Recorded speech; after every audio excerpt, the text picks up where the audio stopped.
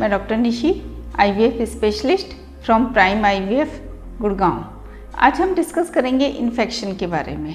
Infection जो आपको pregnant होने से रोकते हैं और आपको कंसीव नहीं होने देते, उन्हीं इन्फेक्शंस के बारे में आज मैं आपको डिटेल में बताऊंगी। जो ये इन्फेक्शंस होते हैं वो सिम्टम्स भी प्रोड्यूस करते हैं और कई बार कोई सिम्टम भी नहीं होता। ये माइक्रो ऑर्गेनिज्म द्वारा, यानी कि जो हमें आँखों से नहीं दिखाई देते, ऐसे सूक्ष्म जीवाणुओं के द्वारा ये हमारी बॉडी में फैलते हैं और इनफर्टिलिटी का एक मेन कारण बनते हैं।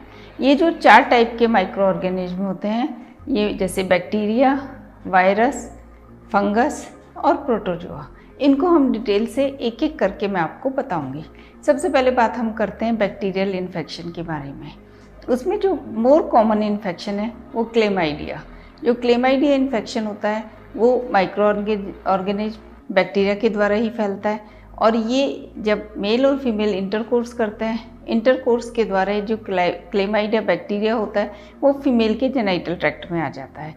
इसके बाद वो सर्विक्स से यूट्रस में, यूट्रस से फैलोपियन ट्यूब में आ जाता है और ये फैलोपियन ट्यूब में इन्फ्लेमेशन कर देता है, यानी कि जो जनरल लैंग्वेज में हम कहें तो सूजन कर देता है।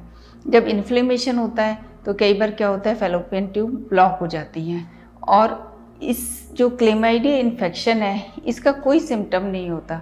जो पेशेंट होते हैं उनको पता भी नहीं चलता कि हमें ये इन्फेक्शन है। जब हम उनकी ट्यूब टेस्ट करते हैं या उनका वेजाइनल स्वैब लेके देखते हैं तब हमें पता चलता है टेस्ट के द्वारा कि उनको क्लेमाइडिया का इन्फेक्शन है। इसके बाद हम उनको प्रॉपर एंटीबायोटिक्स देके ठीक कर सकते हैं। सेकंड जो है वो गोनोरिया इन्फेक्शन होता है, पर जो गोनोरिया बैक्टीरियल इन्फेक्शन है ये भी इंटरकोर्स के द्वारा ही फैलता है। पर जो गोनोरिया है उसमें आपके सिम्टम्स होते हैं, उसमें आपको पेल्विक पेन हो सकता है, एब्डोमिनल पेन हो सकता है, इसके अलावा आपको डिस्चार्ज होता है। जब गोनोरिया इन्फेक्शन होता है तो इसमें क्या होता है कि इंटरकोर्स के द्वारा ही फैलता है। ये भी क्या करता है कि सर्विक्स से यूट्रस में, यूट्रस से फैलोपियन ट्यूब में जाता है, पर ये फैलोपियन ट्यूब में इन्फ्लेमेशन करता है, पेन करता है एब्डोमेन में, पर ये ब्लॉक नहीं करता ट्यूब को। पर कई बार ये क्या करता है, ट्यूब को पार्शियल ब्लॉक कर देता है, जिससे कि ट्यूबल प्रेगनेंसी होने की संभावना रहती है, या ट्यूब की मार्फोलॉजी को ख़राब करता है, जिससे कि एग आगे नहीं बढ़ता और वो ट्यूब में ही रह जाता है। तो इस तरह से ये इनफर्टिलिटी कॉज करता है। अब हम बात करते हैं ट्यूबरकुलोसिस की। जो ट्यूबरकुलोसिस है वो बहुत ही कॉमन इन्फेक्शन है इंडिया में। लोग समझते हैं ट्यूबरकुलोसिस तो लंग्स का होता है, खांसी आती है, चेस्ट के सिम्टम्स होते हैं। ऐसा नहीं है। इंडिया में जेनाइटल ट्यूबरकुलोसिस भी बहुत कॉमन है और इस जेनाइटल ट्यूबरकुलोसिस की वजह से भी जो इनफर्टिलिटी रेट काफ़ी हाई होता है। जेनाइटल ट्यूबरकुलोसिस को हम इस तरह से देख सकते हैं कि जब आप उनका स्किन टेस्ट करते हैं या जो यूट्रस होता है उसकी एंडोमेट्रियल बायोप्सी लेते हैं, उसको हम TB PCR के लिए भेजते हैं, तब हमें पता चलता है कि उसको जेनाइटल TB है। जेनाइटल TB में जो ट्यूब्स होती हैं उनकी बीडेड अपीयरेंस हो जाती है, तो कई बार लेप्रोस्कोपी करते हैं तब हमें ट्यूब दिखती है और जो ट्यूब होती है वो बीडेड अपीयरेंस होती है।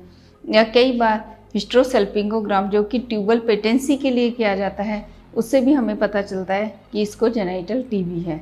जो जेनाइटल TB जो होता है वो एक जो इनफर्टिलिटी कॉज करता है, इसके लिए हमें एक लॉन्ग एंटीबैक्टीरियल उसको ट्रीटमेंट देना पड़ता है, जो 7 से 8 महीने तक आपको ATT एंटी ट्यूबरकुलर ड्रग खानी पड़ती है। हाँ, उसके बीच में आप अपना इलाज शुरू करा सकते हैं, पर TB भी इसी तरह की एक बीमारी है। इसके अलावा माइकोप्लाज्मा, यूरियोप्लाज्मा और भी बैक्टीरियल इन्फेक्शन होते हैं। काफ़ी डिटेल में जाने से कोई फ़ायदा नहीं है। जो मेन बैक्टीरियल इन्फेक्शन है वो मैंने आपको बताया। अब हम बात करते हैं फंगल इन्फेक्शन के बारे में। जो फंगल इन्फेक्शन है वो वेजाइना में यीस्ट के रूप में और बैक्टीरियल, ये दोनों के रूप में रहता है। जब यीस्ट और बैक्टीरियल, इनमें एक समानता होती है, मतलब दोनों बैलेंस रहते हैं, गुड बैक्टीरिया और गुड फंगस। जब हम किसी पेशेंट को एंटीबैक्टीरियल ट्रीटमेंट देते हैं तो उसके जो अच्छी क्वालिटी के बैक्टीरिया हैं वो भी वेजाइना के अंदर जो हैं वो ख़त्म हो जाते हैं। तो जो यीस्ट होता है, मतलब फंगस होता है, वो थोड़ा ज़्यादा हो जाता है, उनमें इम्बैलेंस हो जाता है। जैसा कि मैंने बताया गुड बैक्टीरिया और गुड फंगस यीस्ट था, उनमें समानता थी, दोनों बराबर बैलेंस कर रहे थे एक दूसरे को। अब हमारे बैक्टीरिया कम हो गए और ईस्ट ज़्यादा हो गया। तो इससे क्या होता है, इनफर्टिलिटी तो नहीं होती, पर आपको बहुत इरिटेशन होता है, बहुत वेजाइनल डिस्चार्ज होने लगता है, ईचिंग होने लगती है। और इस तरह से आप क्या करते हैं, जब इंटरकोर्स करते हैं तो फंगल इन्फेक्शन की वजह से आपको पेन होता है।